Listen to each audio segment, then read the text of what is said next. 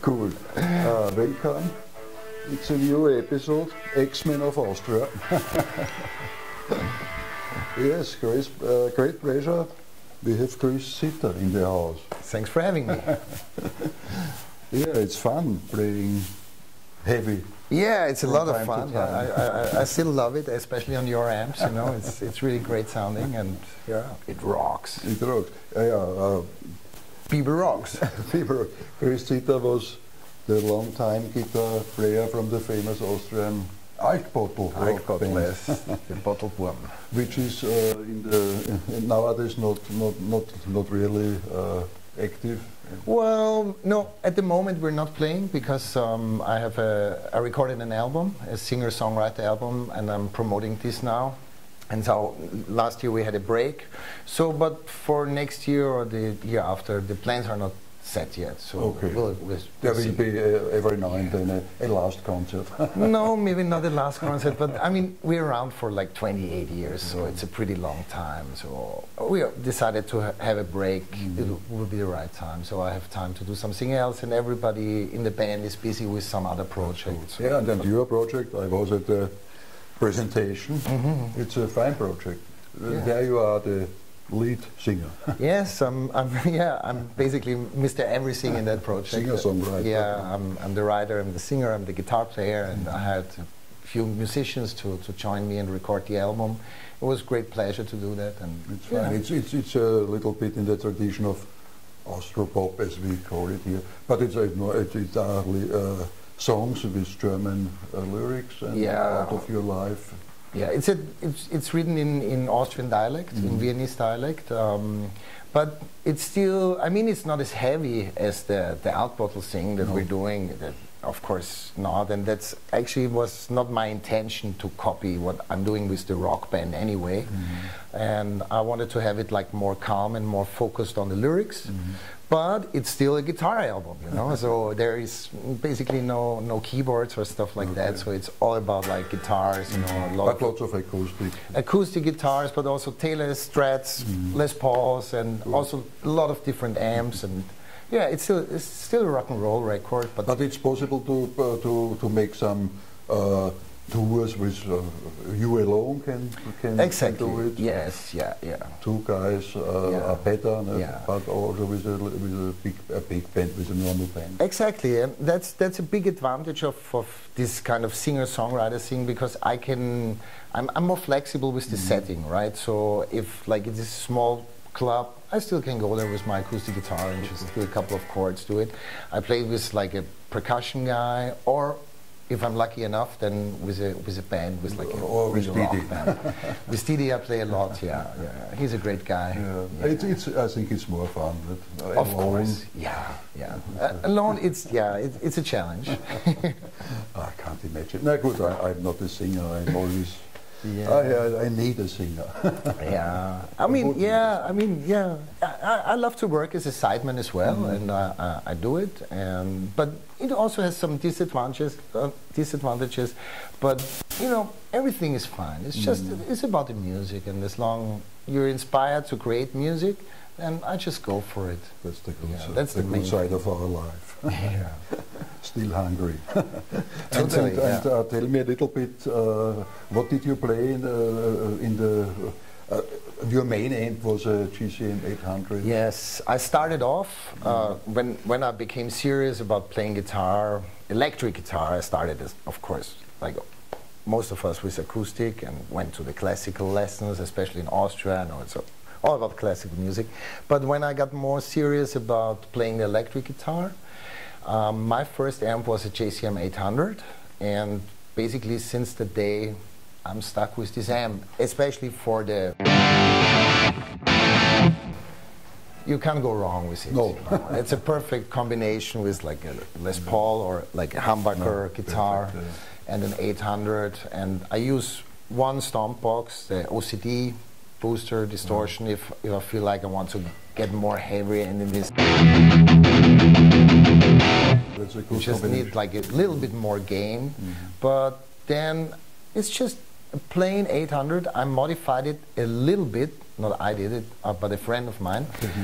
I have a second master volume, good idea. which is good for the lead stuff, especially if you're like two guitar players and you need like you share off the solos. And this is like my secret weapon in the 800. So if anybody wants to know how to do it, just private me and then I'll connect you to the guy who did it.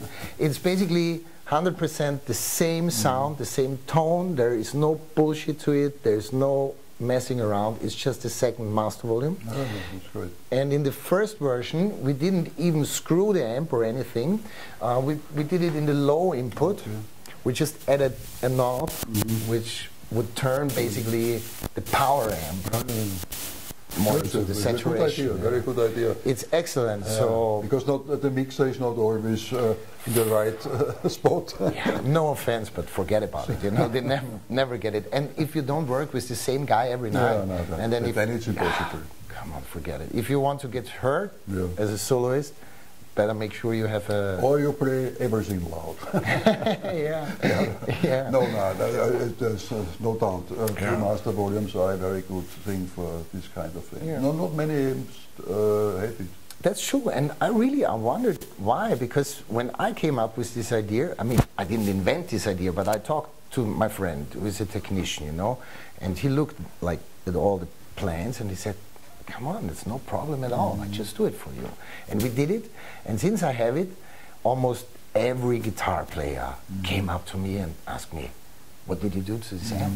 Because it's really unique. So maybe I can sell it back to Marshall or something. Everybody would love it, you know, because I don't really like amps that have another channel with another EQ and it makes things complicated. It makes life complicated for the front of house guys or for the engineer, and for me as a musician as well, because I want to stand right in front of the amp and just tweak one little knob and get the result that I'm going for. And for me, it works just perfect. You know? But when you go on tour with your project, do you also take the 800? No. So far, not. Because not in the small clubs. Well, I mean, at the release show, of course, I did. Because, if there is a good occupancy, so if the band is complete and the venue is good. Exactly. If I play with a drummer, and then I go for the 800. Also, one quite selfish reason, you know, I'm so familiar to this amp. So, and if you're like, you focus on singing a lot if you're like the frontman in a project. And then the guitar, it sounds absurd, but it becomes more of a side thing, you know. So if you don't know the amp and the guitar very well, and then you have to overcome some technical issues, you know, it will fuck up your vocal performance, you know. That's why I love the 800, because I can...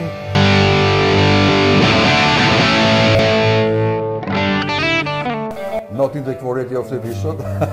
No, not really, but it's okay. I have also my good old... It works, you know. I can turn it down to become kind of a jazzy kind of... That's why I told you before, I'm not much of a gear nerd. I'm a guitar nerd, and I'm a player nerd, you know. And every time, and I tested a lot of amps, of course, like we all do, and try it out, and have friends, and we bring stuff and we share. And so, but I'm not really into that, you know. Sometimes I feel like it's just a waste of time, because if I don't get the tone right out of my play the lick like proper and the way I want it, you know, I can have any amp. It can be made a custom amp or whatever kind of thing, you know, or just a little Roland Street Cube, whatever, you know. If the performance is not right, the tone won't be right. So that's why when I started off with all this kind of thing, there was just not so much gear around like we have today. And the gear we had was very expensive. And I was a kid then, so I just could afford like one guitar, one amp. And I was happy with that for like 10 or 12 years, you know. I didn't look left or right. Maybe a little stomp box, you know, but that's about it.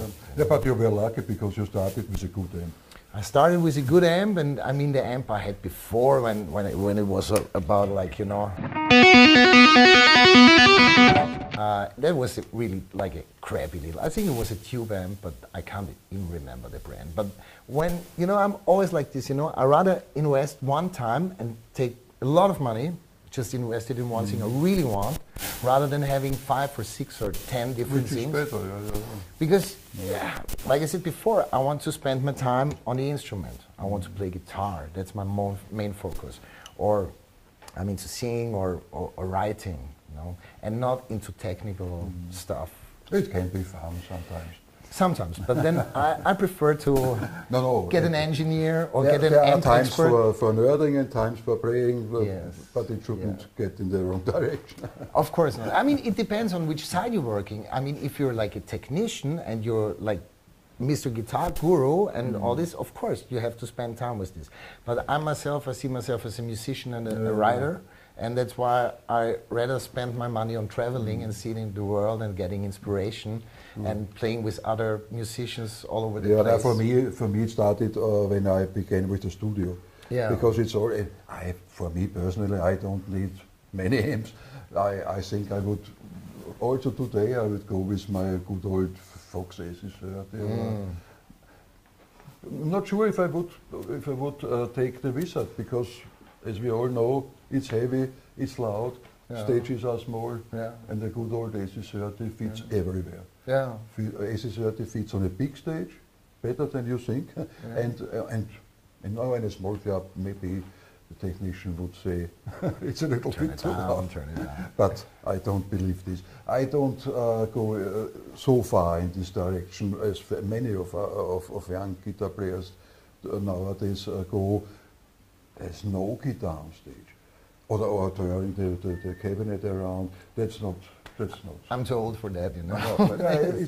It's not fun, and it doesn't sound. We talked earlier. It doesn't sound good if you don't have the instruments on stage and hear them.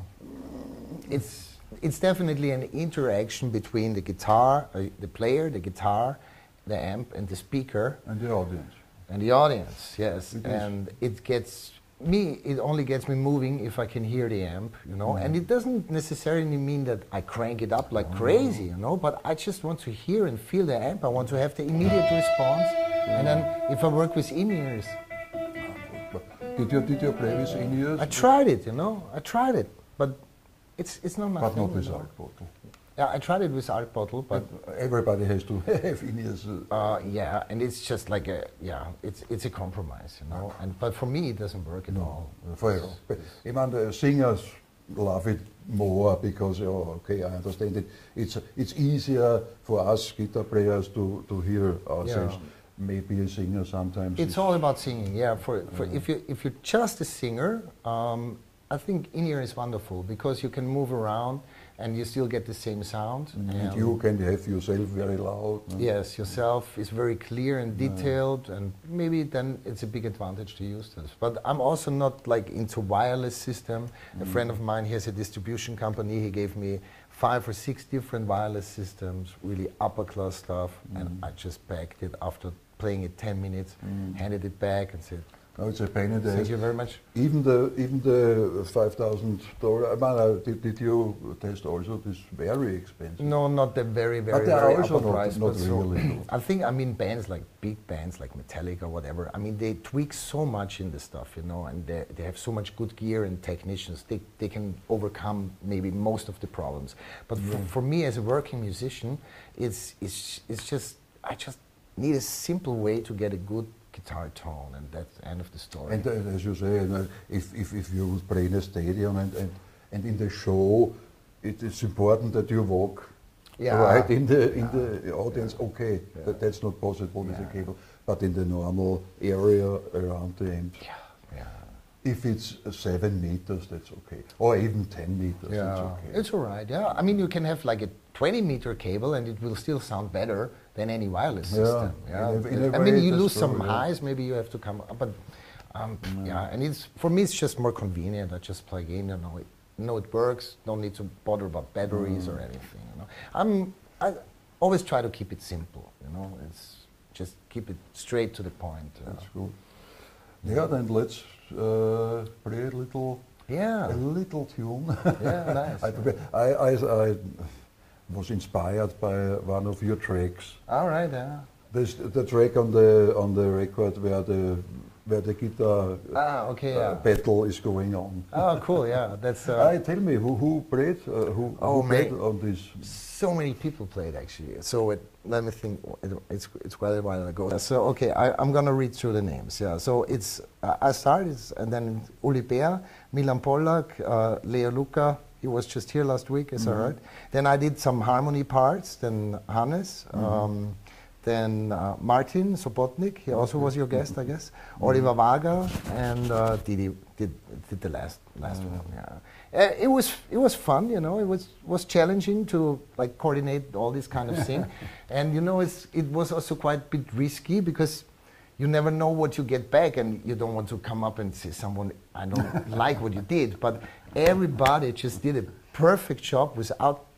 Some of the guys I haven't even seen because they live in another country, like Milan and so on. They're just excellent guitar work, you know. And I wanted that people get recognized for how many great musicians we have here. That's also for me. It sounds like a joke, but this X-Men of Austria, because I saw the X-Men of Sweden. Yeah. I don't know if you heard about this. Yeah, no. They are great guys, John Norum and it's very well done, and so got a little bit inspired, and said, well, we have also good X-Men here. Totally. There's so many good people in this country. You know? We will.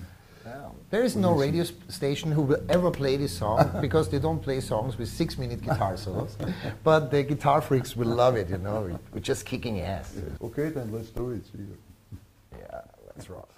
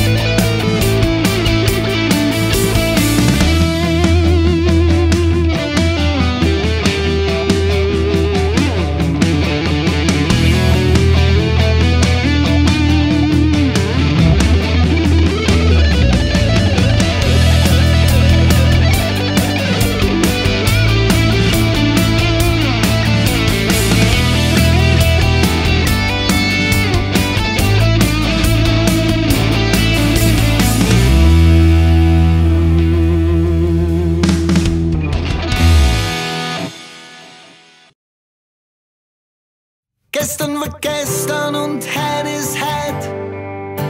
Und keiner hat ewig Zeit. Einmal bist du